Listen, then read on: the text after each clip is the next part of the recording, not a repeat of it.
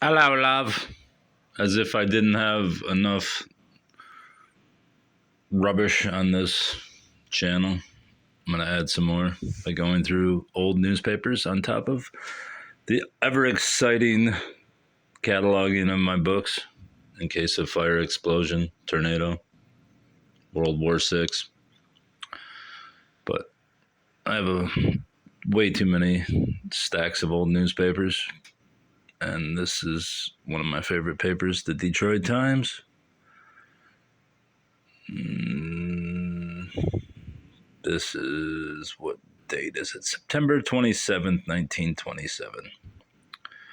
The Detroit Times, as opposed to the Detroit Free Press or the News, it might have even been called the Evening News at that time, was the more sensationalized paper. And they were not afraid to go to a crime scene and take photos, etc. Anyway, without further ado, adieu. Rum killing on Woodward. Shooting is laid to bootleg revenge. In the killing of one man and the wounding of another on Woodward Avenue, police today, it's over here, police today saw an act of reprisal by downriver bootleggers. A coup in which were two gunmen drew along, that's a great sentence, a coup in which were two gunmen drew alongside an automobile in which Tommy Shea, 24 of Chicago, Edward Ted Baldwin, 29, and his brother Leo, 29. Wait, they're both 29? Maybe they're twins. Also of Chicago, were riding last night when the automobile stopped for a signal light at Woodward and Milwaukee. Why are you going sideways, buddy? No. No, well.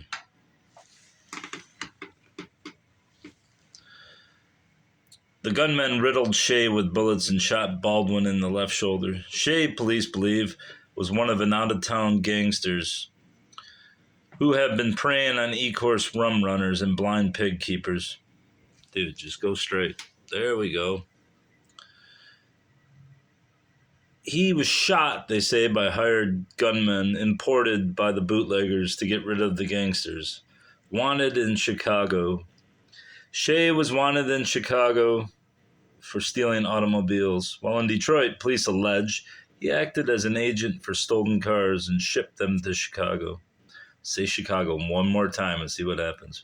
According to Baldwin, he and his brother Leo came here from Chicago to get a load of liquor. And Shea, who met them in an... It's probably not a good idea to keep turning these pages, but page 6. Where'd it go? Did I read that wrong? Maybe it was page 8. I don't see it on page 6. What's that say? Next page, column 6, you dumbass. All right, column 6. 1, 2, 3, 4, 5, 6.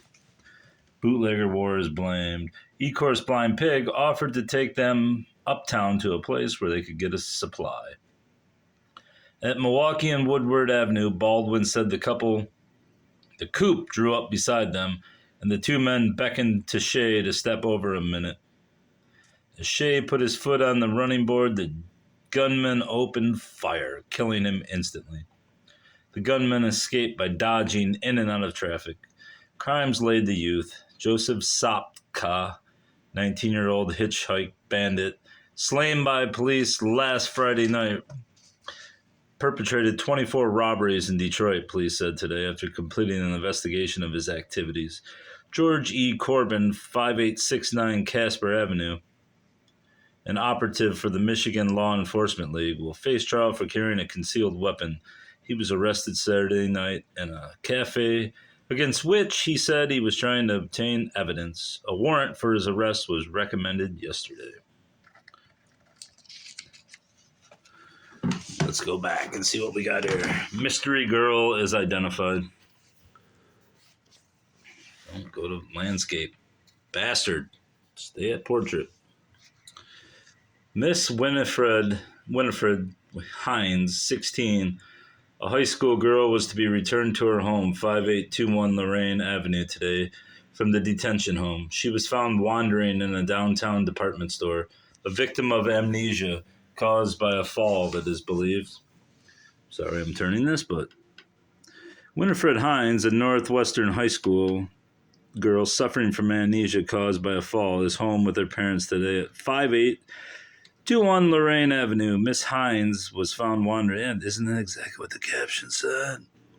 In a downtown department store. She could not recall her name or address, and remembered only she had suffered a fall in the morning. She was taken to the juvenile detention home where she was identified and parents notified. Stripper of Plains confesses hunt loot. As you can see, plain strippers loot hunt. I thought they were going to be actual strippers, but following the alleged confession of Michigan's first airplane stripper that he has been pilfering parts from planes and hangars, Grosse Pointe Park Police today began a search of his haunts in an effort to recover some of the loot. The charge of grand larceny is pending against the alleged plane thief, who gave his name as James Ross, 29 of 1436 Weyburn Avenue, when he was arrested on a warrant sworn out by Floyd W. Sharp, 23 Harper Avenue. Sharp is said to have traced the stolen wings of his plane to the rear of Ross's home. What? According to Sharp, his plane was left at the Curtis Wright Flying Field, formerly Packard Field, at Roseville for repairs. Returning for the plane, he was informed the wings of the plane were missing. Investigation by Sharp and Wright, the head of the flying field, revealed Rose as the alleged thief.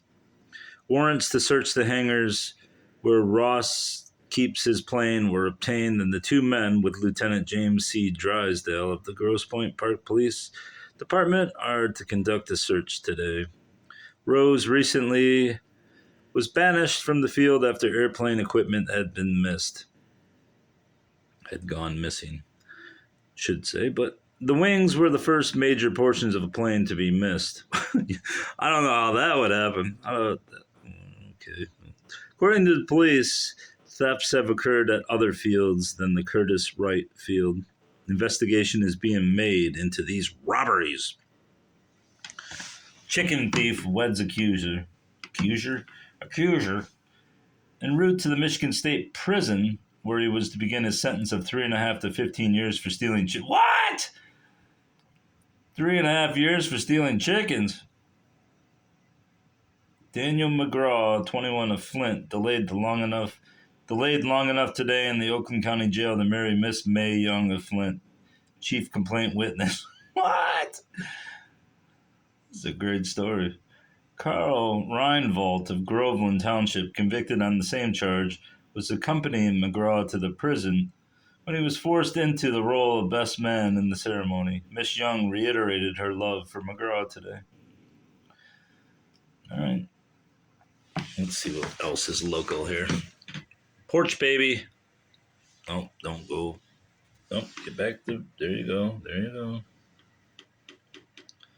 Porch Baby, center of battle. Virtually the last hope of reconciliation gone because his wife refused the truce. August Borman, 2256 Wilkins Avenue, and Emma Pfeiffer Borman, father and mother of the abandoned baby girl, Ruth Ford, today prepared to fight their divorce to a finish.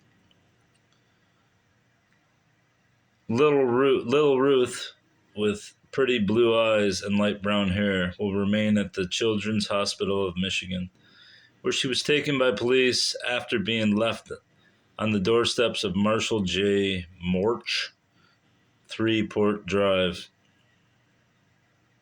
What awful journalism. By the father Saturday night. A second child, the son, August 7, will remain with Borman's sister, Matilda Wright, 2256 Wilkins. Didn't the other guy live on Wilkins too? No, that was the same article, you fool. This arrangement, it was decided by the prosecuting attorney's office, will suffice until custody of both children is decided in the court fight. Although Borman has already filed suit for divorce, charging his wife with misconduct, he declared today he is ready and willing to take her back and give her everything that his $40 a week can provide. I will forgive everything and work hard for her and the children, the husband and father said. He is employed by Frank M. Pauley, 1074 Shepherd. I'm guessing it's Shepherd, but never will I live with him again, his wife declared. It is impossible. I have tried it too many times. He has twice burned my clothes and beat me on the street. He is unbearably jealous and without grounds. Miss Borman, who was a very attractive brunette of 29 years, came to the United States from Germany two years ago when sent for by her husband. They were married in 1919. He had arrived in this country a year previously.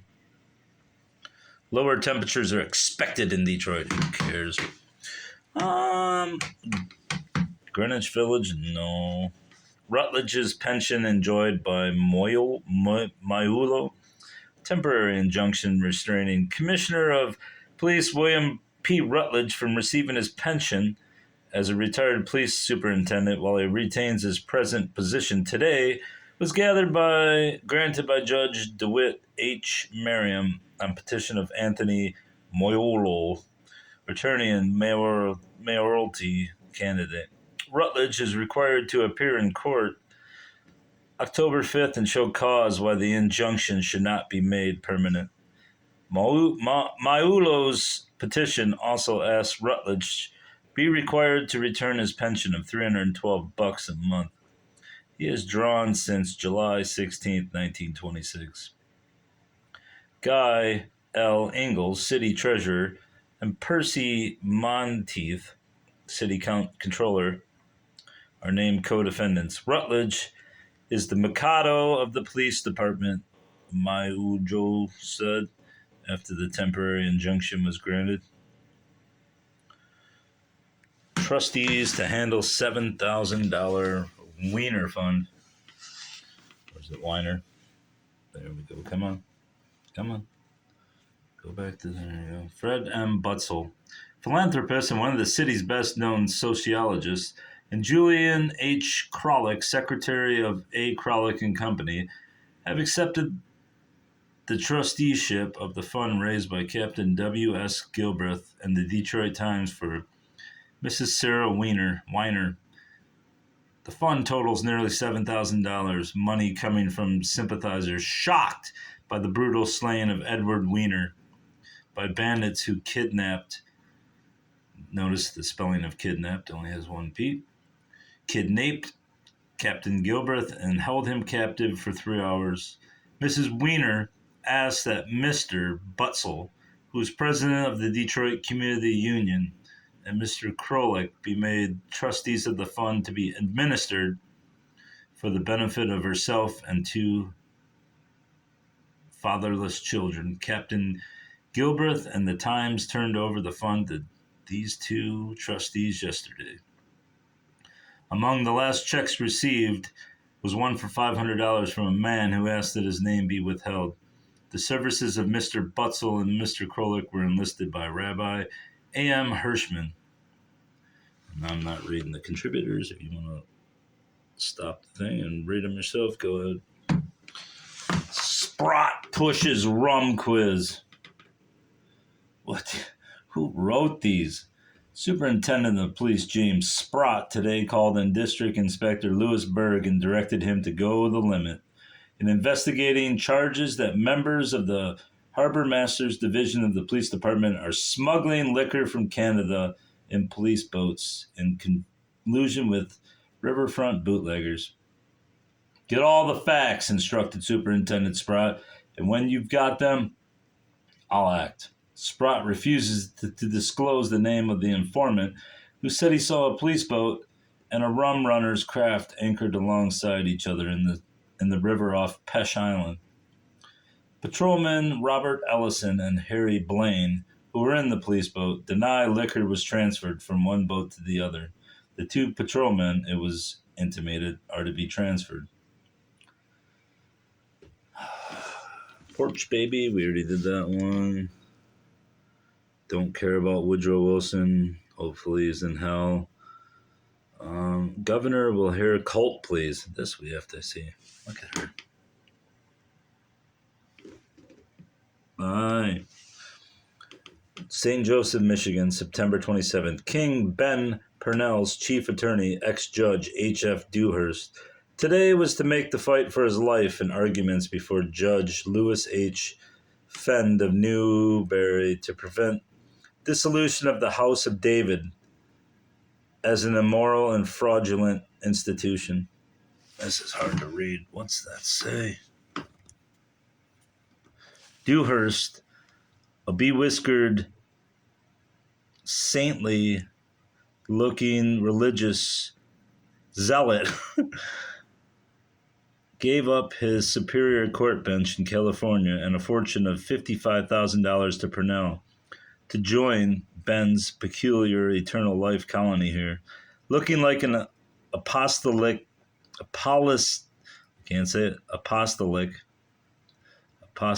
figure that might have stepped out of one of the immortal paintings of Leonardo da Vinci.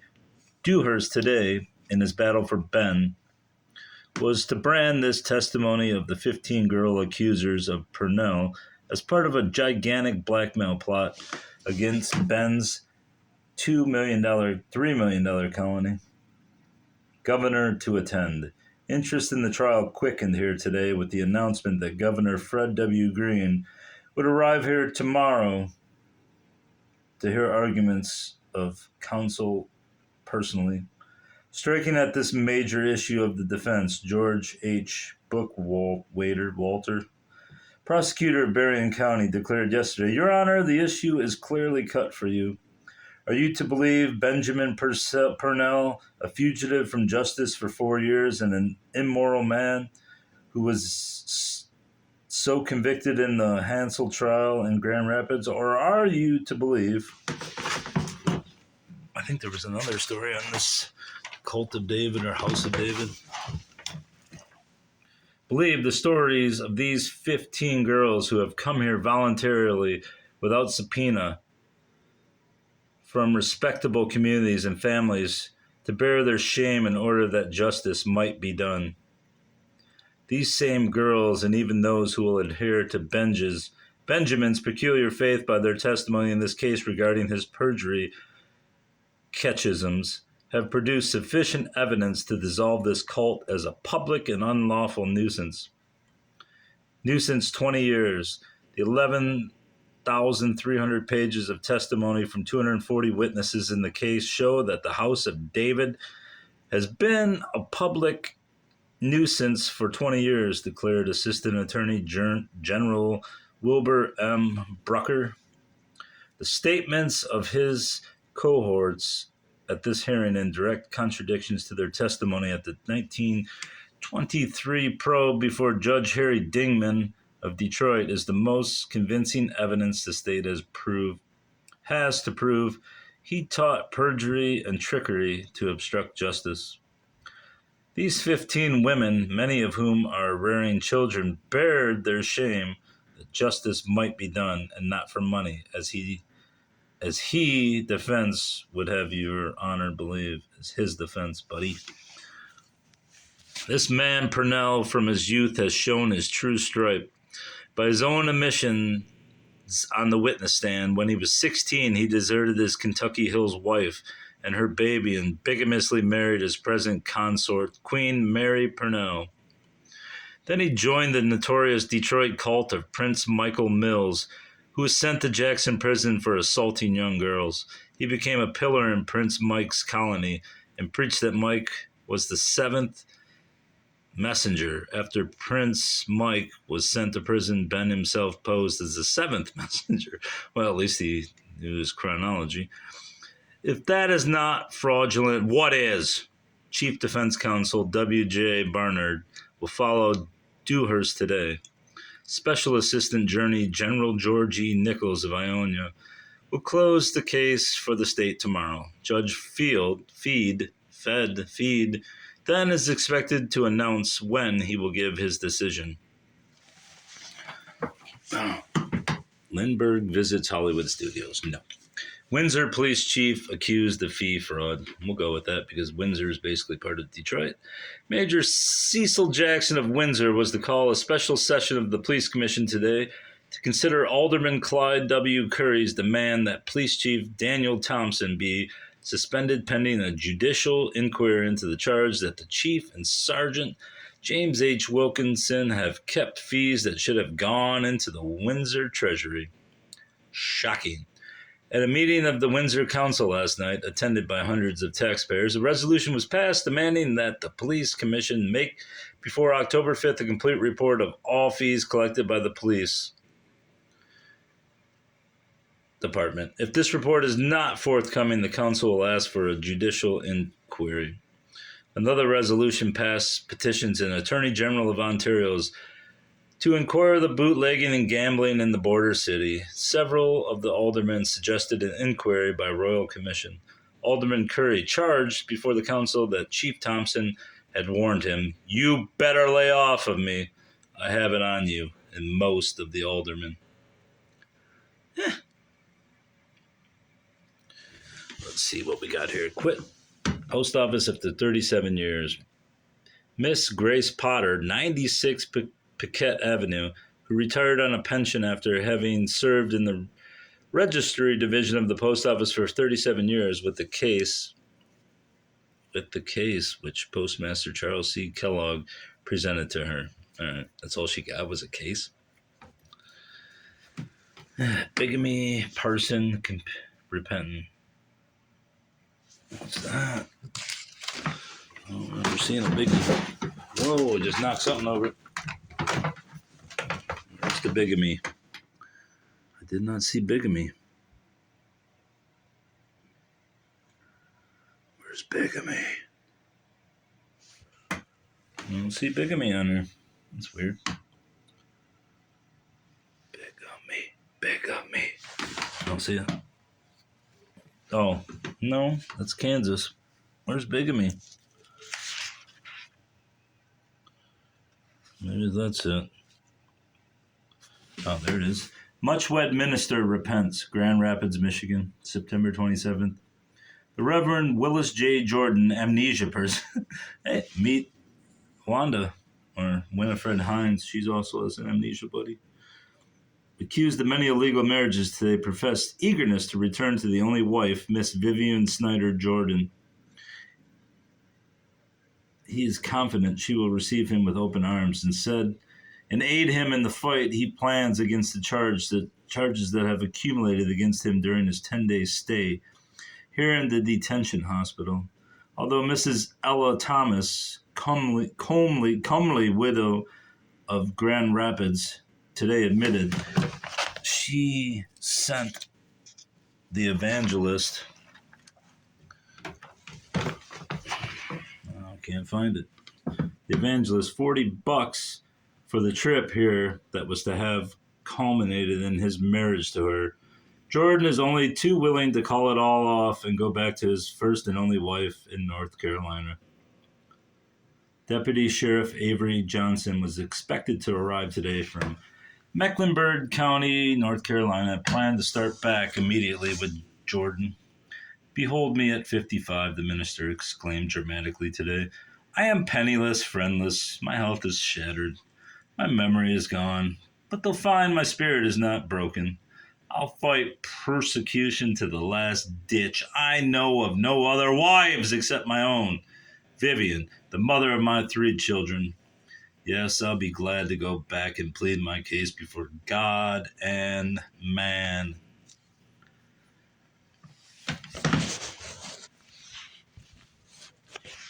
Let's get back to... Nope, I almost had it. There we go. Come on. Funeral services were being arranged today for William Page, 80-year-old Highland Parker, who was found dead in his room at 261 Connecticut Avenue with an unfired pistol beside him. It was the verdict of the coroner's office that Page died of heart failure He was about to end his life by shooting himself with a gun. Isn't that irony, buddy? Today, Governor Green, you don't give a damn what Governor Green says. Autoist exonerated in death of child. Marvin Miskell, 27 of 5410 Linwood, was cleared today of the death of Edmund Roller, 7 of something Wisconsin Avenue, who was killed by Miskell's car near the child's home yesterday afternoon. According to witnesses, the boy ran from behind the truck into the path of the approaching auto. Let's see what's going on over here. Noble witness march of Legion men pass unknown soldier's grave. Royalty of the golf links. And don't look at this. Oh, there's Emma Borman right there from the front page. I will never live with him again. Mother of the baby found abandoned Saturday night will fight her husband for custody of the child. The abandoned child. August Borman left this child on the porch of the house where his estranged wife works. He burned my clothes and beat me in the street. That son of a bitch. Seeks divorce. Mrs. Borman seeks both custody of the child and freedom from her husband, whom she charges with cruelty. I am ready to forgive her. Wait, dude, she doesn't want you back. Wants her back. Borman declares he is ready to take his wife back and forgive it all. He denies that he intended to abandon the child. He is unbearably jealous and without grounds. He must support my children. Miss Borman is determined to make her husband pay for the support of Ruth, the abandoned child, and 7-year-old August. The children are in custody of Circuit Court. That's a great film strip right there, honestly.